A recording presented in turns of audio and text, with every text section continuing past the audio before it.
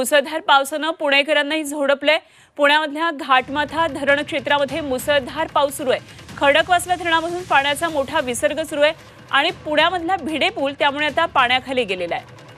पुण्यामध्ये देखील जोरदार पाऊस कोसळतोय। मुसळधार पावसानं पुणेकरांनाही झोडपून काढले। तसंच घाटमाथा परिसरामध्ये पाऊस आहे, त्यामुळे धरण क्षेत्रामध्ये मोठ्या प्रमाणात पाण्याची आवक सुरू आहे। मुसळधार पाऊस धरण क्षेत्रातही सुरू आहे। खडकवासला धरणातून सध्या पाण्याचा मोठा विसर्ग सुरू आहे।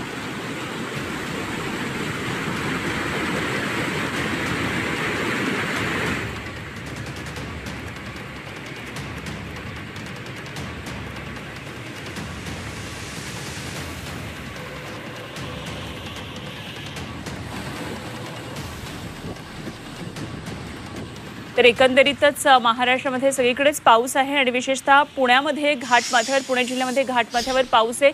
काय नेमकी पुण्यामधली परिस्थिती आहे जाणून घेणार आहोत आणि त्याचप्रमाणे नाशिकमध्ये सुद्धा जोरदार पाऊस आहे आणि आमचे प्रतिनिधी या सर्व घडामोडींवर लक्ष ठेवून आहेत। आधी आपण जाऊया निलेशकडे। निलेश, काय नेमकी पुण्यामधली परिस्थिती आहे? मुसळधार पाऊस पडतोय असं कळतंय, धरण क्षेत्रामध्ये सुद्धा पाऊस आहे, खडकवासलामधून विसर्ग वाढवण्यात आल्याचं कळतंय।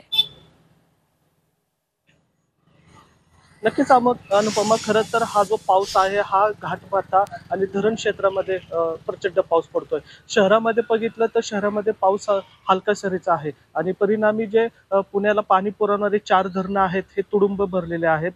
100% धरण भरले असल्यामुळं धरणातनी जो विसर्ग आहे तो मोठ्या प्रमाणात सुरू आहे। खडकवासला धरणातून आज सकाळी जवळपास 35,310 क्युसेक इतकं पाणी सोडण्यात आलं होतं। पानशेत धरणामधून 8,000 क्युसेकनी सोडण्यात आलं आहे। वरसगाव मधून 6,000च्या आसपास सोडण्यात आलेला आहे आणि टेमघर जे आहे तिथून 1,000 क्युसेक इतका विसर्ग या 4ही धरणातनी सोडण्यात आलेला आहे आणि त्याच्यामुळे पुण्यातली जी मुठा नदी आहे तिचं जे पात्र आहे हे या ठिकाणी आपल्याला तुडुंब भरून वाहताना पाहायला मिळत आहे। विशेष करून नदी पात्रातले जे दुकानं आहेत ते आपल्याला पाण्याखाली गेलेले पाहायला मिळतात। खिलाडवाडी असेल किंवा फुलाची वाडी असेल या परिसरामध्ये आता काही प्रमाणात पाणी शिरायला सुरुवात झालेली आहे आणि महत्त्वाचं म्हणजे पुणे शहरामधला जो झेड ब्रिज आहे, झेड ब्रिजच्या खाली जी चौपाटी आणि हॉटेल आहेत ते पाण्याखाली गेलेले आहेत। तर एवढंच नाही तर गणपतीच्या अनुषंगाने जे ढोल पथकांचे जे मांडव आहेत ते सुद्धा पाण्याखाली गेलेले आपल्याला पाहायला मिळतात। शहरामध्ये पावसाने काही प्रमाणात विश्रांती घेतली असली तरी ग्रामीण भाग आणि डोंगरमाथा परिसरामध्ये प्रचंड पाऊस आहे आणि त्याचाच परिणाम म्हणून जे धरणं आहेत ते धरणं या ठिकाणी 100% भरलेली पाहायला मिळतात। या ठिकाणी फायर ब्रिगेड असेल किंवा पाटबंधारे विभाग असेल हे सतर्क झालेले आहेत आणि वेळोवेळी अपडेट देत आहेत। पावसाचा जोर जर असाच राहिला तर धरण क्षेत्रातली धरणातला जो विसर्ग आहे तो या ठिकाणी वाढवला जाईल आणि जे पाणी आहे ते मुळा-मुठा नदीमध्ये सोडलं जाईल। विशेष करून मावळ, मुळशी, वेल्हा या घाटमाथ्यांमध्ये जोरदार पाऊस आहे आणि ते पाणी धरणांमध्ये येत असल्यामुळे धरणांच्या पाणी पातळीमध्ये वाढ होताना आपल्याला पाहायला मिळते। ठीक, धन्यवाद निलेश दिलेल्या या सगळ्या सविस्तर माहितीसाठी। आणि आपण नाशिकमधल्या पावसाच्या बातमीकडे जाऊया। नाशिकमध्ये सुद्धा मोठ्या प्रमाणामध्ये पाऊस आहे। नाशिक शहरामध्ये गेल्या 2 दिवसांपासून पावसाची संततधार सुरू आहे आणि त्यामुळे गोदावरी नदीला पूर आलाय। गोदाघाट परिसरातले सगळेच छोटे मोठी मंदिरं आता पाण्याखाली गेलीत आणि पुराचं इंडिकेटर म्हणून ओळखलं जाणारं दुतोंड्या मारुतीच्या छाती एवढं पाणी आता आलेलं आहे। गंगापूर धरणामधून रात्री 8,000 क्युसेक पाण्याचा विसर्ग करण्यात आलाय, त्यामुळे गोदावरी नदी पातळीमध्ये मोठ्या प्रमाणामध्ये वाढ झाली आहे आणि पावसाचा जोर असाच कायम राहिला तर टप्प्याटप्प्यानं गंगापूर धरणामधून पाण्याचा विसर्ग करण्यात येईल। त्यामुळे नदीकाठच्या गावांना आता सतर्कतेचा इशारा देण्यात आलाय। काय नेमकी आज सकाळची परिस्थिती आहे नाशिकमध्ये जाणून घेऊया। आमचे प्रतिनिधी सागर गायकवाड सध्या आपल्याबरोबर थेट नाशिकमधून जोडले गेलेत। सागर, काय नेमकी एकंदरीतच नाशिक जिल्हा आणि नाशिक शहरामध्ये पावसाची परिस्थिती आहे? कसा नेमका पाऊस होतो आहे? नक्कीच मी आता नाशिकच्या गोदाघाट परिसरामध्ये आहे। खरं तर कालपासून पावसाची संततधार सुरू आहे। आज पहाटेपासून देखील पावसाचं जे प्रमाण आहे ते वाढल्याचं आपल्याला पाहायला मिळतंय।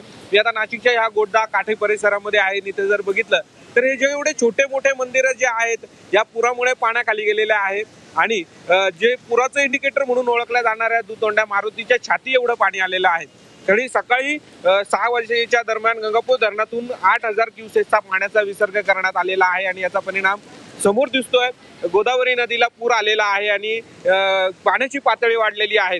हे जे गावाकाठचे जे नदीकाठचे जे नागरिक आहेत त्यांना याबाबत प्रशासनाकडून सतर्कतेचा इशारा देण्यात आलेला आहे। गंगापूर धरणातून जसं 8000 क्युसेक्सने पाण्याचा विसर्ग करण्यात आलेला आहे, तसाच इतर जिल्ह्यातल्या धरणातून देखील पाण्याचा मोठ्या प्रमाणात विसर्ग करण्यात आलेला आहे, ज्यामध्ये दारणा धरणातून 14,812 क्युसेकचा पाण्याचा विसर्ग करण्यात येतोय, तर बाहुली धरणातून 701, बाम धरणातून 2,990 पाण्याचा विसर्ग क्युसेक्सने पाण्याचा विसर्ग करण्यात येतो आहे।